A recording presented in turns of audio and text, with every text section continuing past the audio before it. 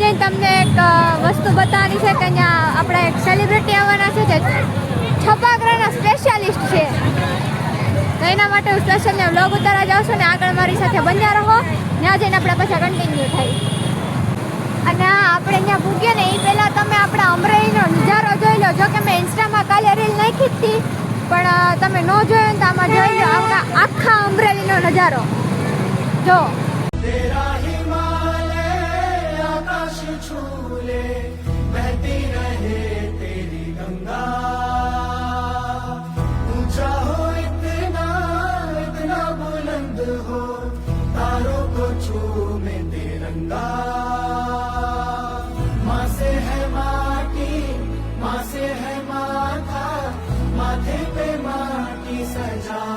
चले आए चलते रहे बेखौफ हवाएं लहराते झूमे तिरंगा आजाद रहे आबाद रहे तुम तारों को झूमे तिरंगा माँ से है माटी माँ से है माथा माथे पे माटी सजा के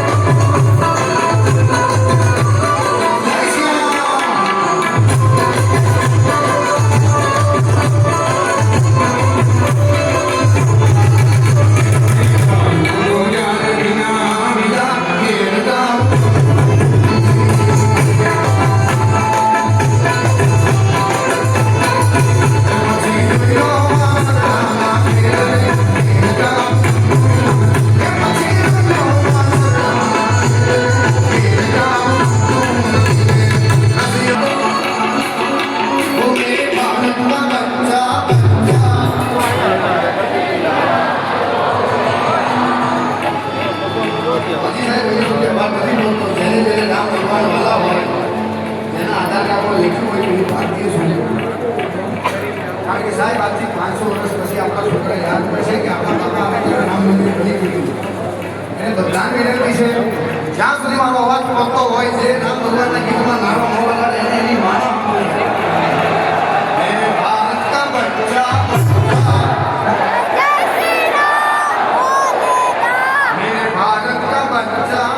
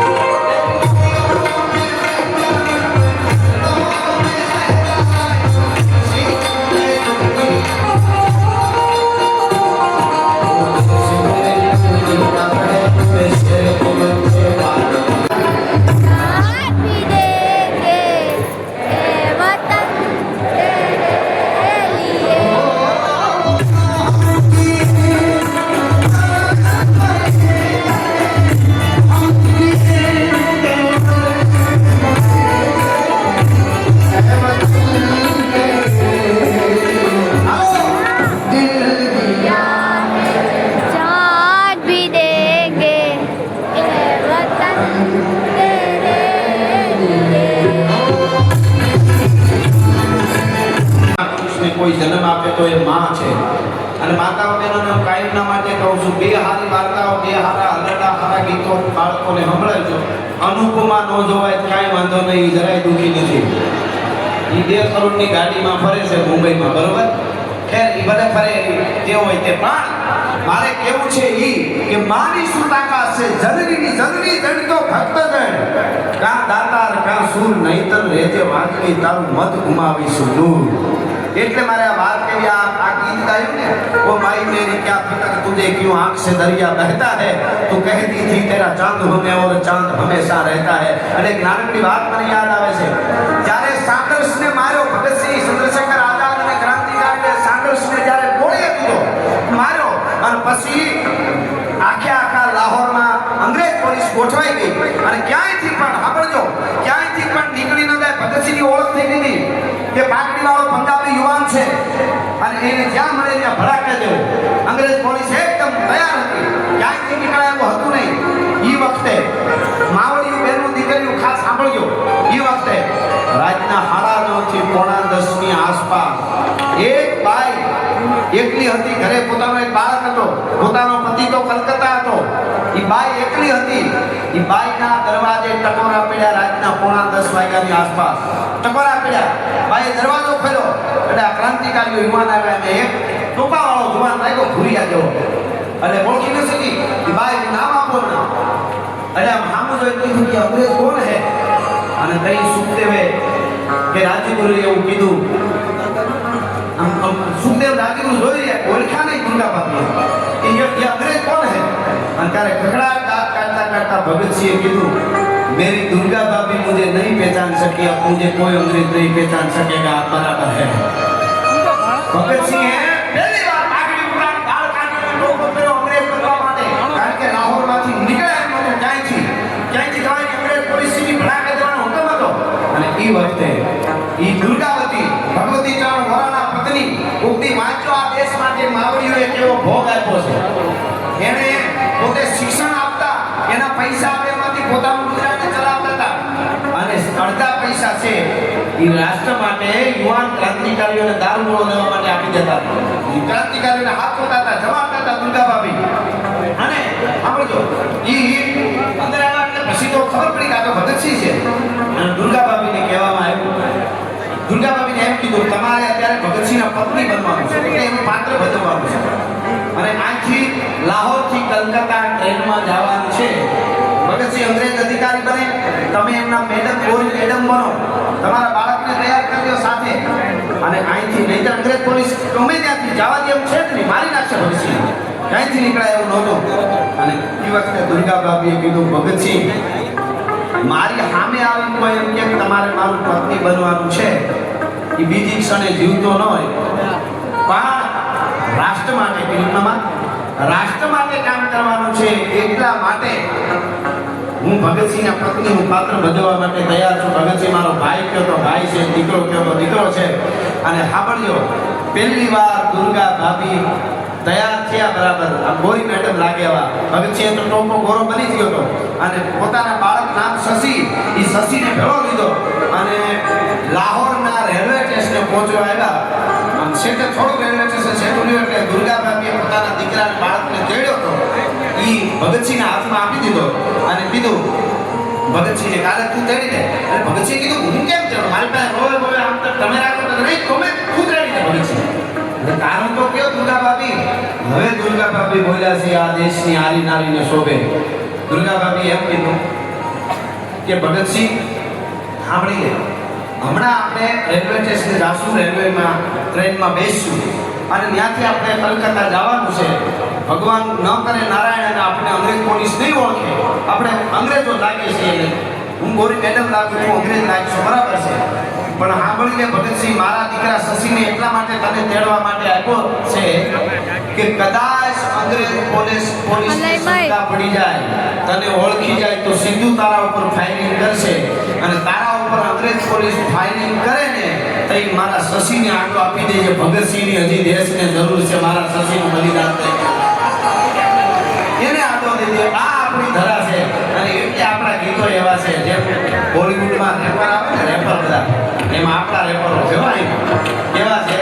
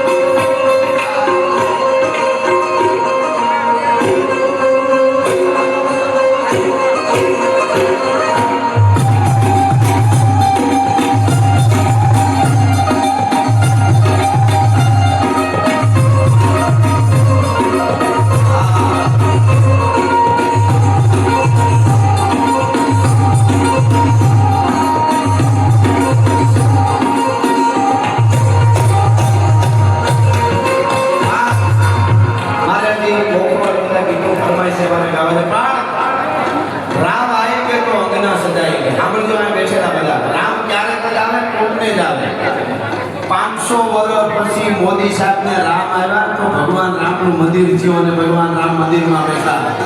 આ નાની વાત નથી. મહાકાળી જાઓ, મહાકાળીના મંદિરમાં પાવાગઢમાં 500 વર્ષ પછી મોદી સાહેબને રામ આવ્યા અને સનાતનની ધજા એની માટે રાતના 2 વાગે જાગતો હોય આવો વડાપ્રધાન ક્યાં મળે બરાબર? રાતે 2 વાગે પડકાર આપે. હા, અને મને ઘણીવાર જો આપણે ગમે એના માટે બોલી, અમે કોઈ બંધનમાં ન હોય, અમને મોજ આવે તો બોલી અમે, અને અમે તો વલ્લભભાઈ પટેલની વાતો કાયમ કરીએ છીએ. તો કોંગ્રેસમાં હતા, હું ઘણીવાર બોલ્યો છું લાલ બહાદુર શાસ્ત્રીજી, એનો દેશ આપણે કોઈ દી ઋણ ન ચૂકીએ છીએ, એ તો છે. પણ હવે મોદી સાહેબ ગમે છે તો ગમે છે સાહેબ, બીજું કાંઈ ન કરો તો કાંઈ નહીં. એટલી કલાકો મોદી સાહેબ જાગે, એટલી કલાકો જાગી તો જો ખબર પડે કેમ જાગે છે, કેમ કામ થાય છે. હા, મજા આવે ને. તો મિત્રો હવે અમે બહાર નીકળી ગયા છીએ અને વાગી ગયા છે રાતના 12 વાગવા આવ્યા છે. તો હવે અમે ઘરે જઈ છીએ અને છપાકું હમણાંનું નહીં પણ હજી જો મળી જાય મને કોઈ ક્રિએટર પાસેથી તો તમને જરૂરથી શોર્ટ વિડીયોમાં મીન્સ કે રીલ રીતે હું સંભળાવી દઉં. તો હવે અહીંયા હું મારો બ્લોગ પૂરો કરું છું. હવે મળીએ નવા બ્લોગમાં નવી શરૂઆત સાથે. જય શ્રી કૃષ્ણ.